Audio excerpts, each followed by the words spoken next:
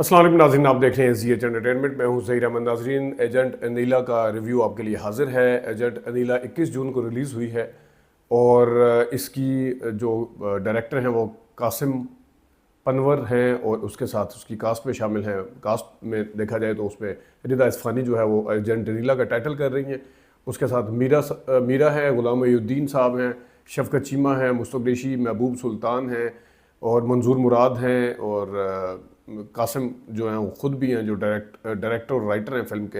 हाजी साहब कोई डॉक्टर सिद्दीकी साहब इसके कोई मेरे ख्याल में प्रोड्यूसर हैं। में मौजूद है, हलाकतें होंगी, मईशत।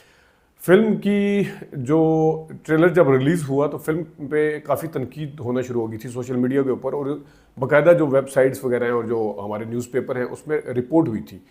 तो उस वक्त मुझे लगा कि जब फिल्म आई नहीं है तो फिल्म के ऊपर तनकीद क्यों, हालांकि उसका ट्रेलर उसकी कोई समझ नहीं आ रही थी। लेकिन बहरहाल बीइंग अ क्रिटिक एक ज़रूरी चीज़ ये है कि आप फिल्म देखने के बाद फैसला करते हैं कि ये फिल्म है क्या, कैसी है, किस तरह की है।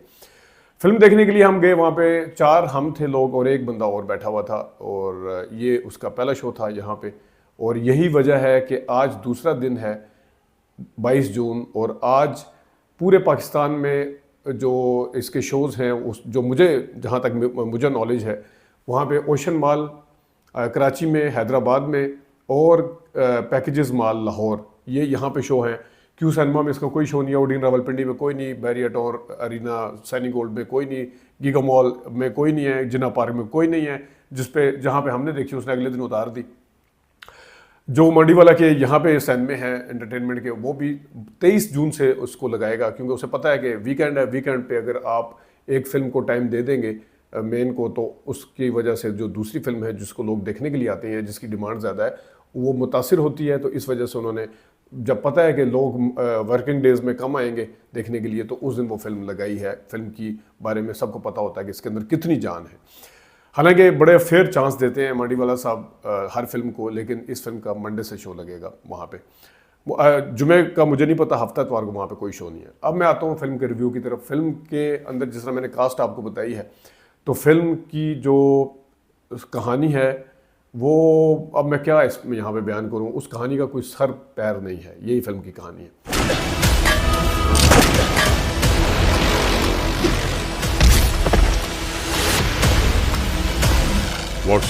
फिल्म की जो डायरेक्शन है उसका कोई सर पैर नहीं है। फिल्म की कोई कुछ ना कुछ चीज़ होती है जिसकी वजह से आप फिल्म का रिव्यू देने में आपको आसानी होती है। मैं अब यहाँ पे किस किस चीज़ की हवाले से डिस्कस करूँ, गाने तो वैसे ही एक आधा ही है, डायरेक्शन के हवाले से बात करूँ तो ज़ीरो है, एक्टिंग के हवाले से बात करूँ तो वो भी बिल्कुल फारिग है, जो अगर कोई एडिटिंग या कैमरा वर्क है वो भी बिल्कुल फारिग है, अगर किसी के कोई ऐसी काबिल तारीफ़ चीज़ इसमें बिल्कुल भी नहीं है जिसको आप कह सकें कि हाँ ये चीज़ अच्छी थी।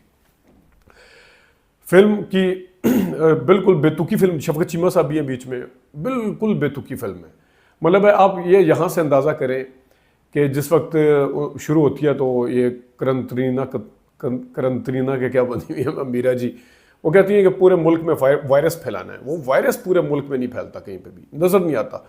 मैंने सोचा कि ये तो आई एम लेजेंड बन जाएगी, पता नहीं मतलब है उस तरह की कोई कहानी होगी। एग्जीक्यूशन तो ना भी हो, चलो वो अपने हिसाब से होती है, लेकिन एक कम से कम एफर्ट नज़र आती है कि आपने जो शुरू में बताया कि वो वायरस फैलेगा, कुछ नज़र आएगा। कहीं पे कोई वायरस एक दफ़ा एक जगह भी नज़र नहीं आता।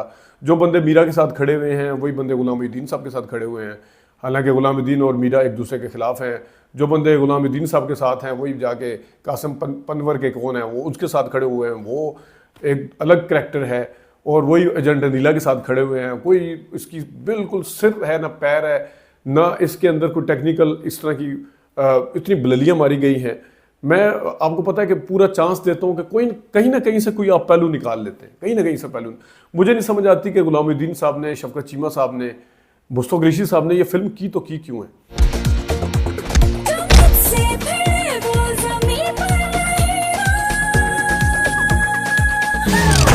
मीरा ने ये फिल्म क्यों किया, क्या इनको पता था कि ये क्या कर रहे हैं?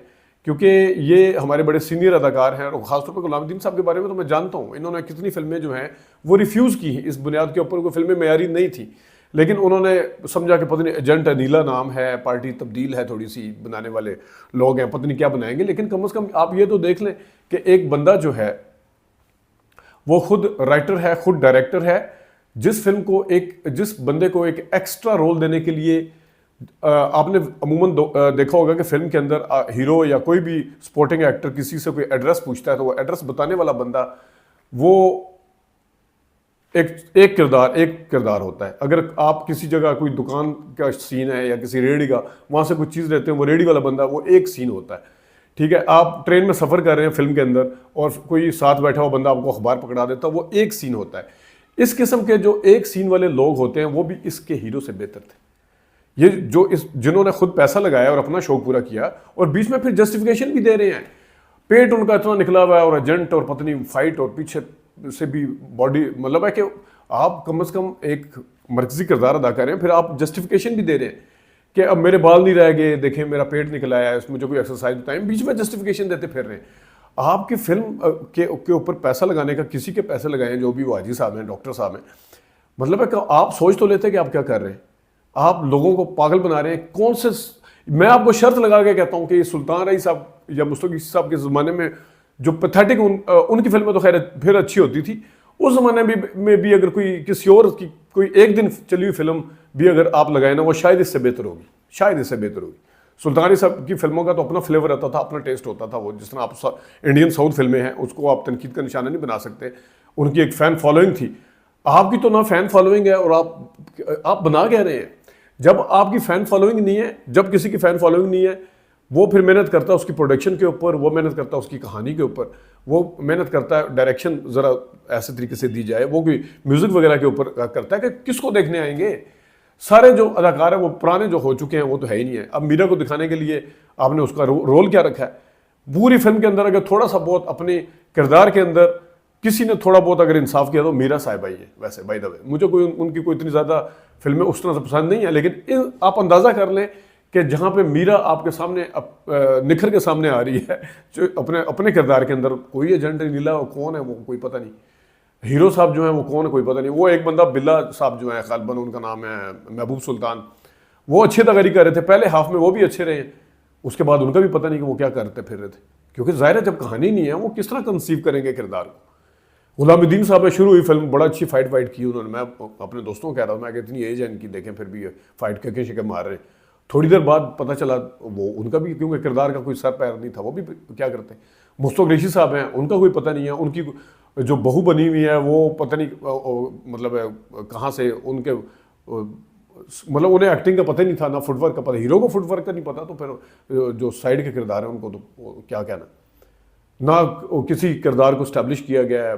अचानक नए करैक्टर सामने आ जाते हैं, हर दूसरे हाल में भी नए करैक्टर, अचानक नए ट्विस्ट देने की कोशिश की गई अपनी जान में।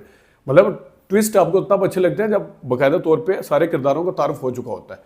अब दूसरे हाफ में आपको पता चले कि मुस्तफा कुरैशी का बेटा बना हुआ है ये कासिम, जो हीरो का किरदार अदा कर रहा है, फिल्म में नाम भी कासिम ही है उसका, और हर किरदार से उन्होंने ये कहलवाया कासिम कासिम कासिम। कल हमने अपनी वीडियो देखी अभी थोड़ी देर पहले आपने, उसमें भी हमारे दोस्त यही जिक्र कर रहे थे, भाई भी और दोस्त भी, कि उन्होंने हर किरदार अपना किरदार तो उन्होंने हर सीन में रखा है। अगर बिलफर्ज वो किसी सीन में नहीं है तो उनका तस्करा चल रहा है, कासिम गुलामुद्दीन साहब है वो कासिम यूं, वो शुरू में ही कह देते हैं कासिम हमने दुबई भेजा हुआ है, उसके बाद कासिम यूं गुलामुद्दीन साहब, शफकत चीमा साहब कासिम यूं, मंजूर मुराद साहब कासिम ये कासिम वो, असलम शेख साहब, महबूब सुल्तान साहब कासिम ये कासिम वो, मीरा कासिम ये कासिम वो, रिदा इस्फानी कासिम ये कासिम वो, मुस्तफा कुरैशी साहब कासिम वो, उसकी बीवी मुस्तफा कुरैशी की बहू होती है जो, उनका बेटा कासिम ये कासिम। कोई ऐसा सीन शुरू से लेके एंड तक या तो कासिम साहब ने बर्बाद करने के लिए खुद अपनी कैमरे के अंदर अपीयरेंस दिए, और अगर बिलफर्ज वो नहीं है तो उनका तस्करा चल रहा है। इस तरह थोड़ी फिल्में चलती, इस तरह फिल्में नहीं चलती। ये एजेंट नीला के ऊपर मैं इससे ज़्यादा और क्या डिज़ास्टर मूवी कह सकते हैं इसे, ये डब्बों में अगले दिन बंद हो गया आपके सामने। इसको पाकिस्तानी फिल्मों को ये एक कदम पीछे लेके जाएंगी। देखने वाले आते हैं कि शायद जिनको थोड़ा सा पता चलता है कि थोड़े बेहतरी की तरफ जा रहा है, इंडस्ट्री जा रही है, तो पता चलता है वो आपको पीछे लेके जाती है। 4-5 फिल्में आर पार आई थी, अभी ये भेड़िया के, मैंने वो देखी नहीं है, बगैर उसके नहीं करता, लेकिन वो भी 1-2 दिन चली है। तो फिर जो फिल्में मैंने देखी हुई हैं पता नहीं, वो भी ख़ास तौर पे जो बिल्कुल ख़त्म हो जाती हैं दूसरे या तीसरे दिन। ये आप लोगों को बुलाने की कोशिश करते हैं, लोग आपके ऊपर ट्रस्ट करके आ जाते हैं, उसके बाद उसके अंदर से कुछ निकलता नहीं है, वो फिर अच्छी फिल्में देखने के लिए भी नहीं आते। अच्छा खैर, अब आते हैं पोल नंबर 8। हमारा जो है 7 जो था वो बाबरा शरीफ साहिबा और शबनम साहिबा के दरमियान था। तकरीबन 950 से ज़्यादा इन्हें वोट पड़े हैं और उसमें 69% वोट जो है वो पड़े हैं शबनम साहिबा को, और जो बाकी बचते हैं 31% जो हैं वो पड़े हैं बाबरा को, यानी 69 शबनम को। तो शबनम ने आसानी ये वाला पोल जीता है। आज का जो पोल है वो है, आपकी नज़र में कौन सा ज़्यादा अच्छा अदाकार है, मोहम्मद अली साहब हैं, नदीम साहब हैं या वहीद मुराद साहब? तो ये एक हफ्ते तक हम इस पोल को रखेंगे इस यहाँ पे, और ये ईमानदारी की बात है बिल्कुल। इसके अंदर मैं खुद इस वजह से, मेरा बड़ा दिल करता है, लेकिन वोट इसलिए नहीं मैं करता, मेरा बड़ा दिल करता है कि करूँ, कि आप फिर साइड, आपकी जो सहाफ़ती ज़िम्मेदारी है वो आपकी किसी साइड पे चली जाएगी। करना चाहिए मुझे, लेकिन बहरहाल एक एहतियात का दामन है। आप ज़रूर वोट करें, और इसके अंदर कोई दो नंबरी हो ही नहीं सकती। एक बंदा अगर 4-4 दफ़ा 5-5 दफ़ा कहेगा कि वहीद मुराद अच्छा है, लेकिन वोट नहीं करेगा, तो वो वहीद मुराद अच्छे नहीं हो सकते, वोट में वो नहीं जीत सकते। वोट ज़्यादा फिर नदीम साहब को पड़ेंगे। एक बंदा कहता है नदीम साहब बहुत अच्छे हैं, अभी जैसा कमेंट आ रहे हैं, भाई नदीम साहब अच्छे हैं, लेकिन वोट आप अगर करेंगे उन्हें तो तब अच्छे हैं। वोट, खामोश वोट इसी को कहते हैं, कि ज़रूरी नहीं है कि हर बंदा आगे जो वोट कर रहा है वो कमेंट भी करेगा। लोगों ने चुप करके वोट कर देने हैं। मैंने देखा था नीली और नादरा का वोट, मेरे लिए बड़ा सरप्राइजिंग था वैसे, कि मुझे था कि मैं नादरा का बड़ा तज़किरा होता है, नादरा ये नादरा वो, पता चला नीली जीत गई। लोगों ने कहा जी पता नहीं 2 नंबरी की है, और 2 नंबरी कैसे हो सकती है? अब एक बंदे 2-2, 3 दफ़ा अगर अपनी पर्सनल ख्वाहिशात का इज़हार कर रहे हैं कि नादरा है, NADRA one and only NADRA फलाना, नादरा से आगे कोई है ही नहीं है, लेकिन वोट देने वाले जो वोट देते हैं। तो इस हवाले से आपसे भी गुजारिश है कि सर्वे के अंदर लाजमी वोट करें, और अभी तक के लिए इतना ही। अपना ख्याल रखिएगा, इजाज़त दीजिए, अल्लाह हाफ़िज़।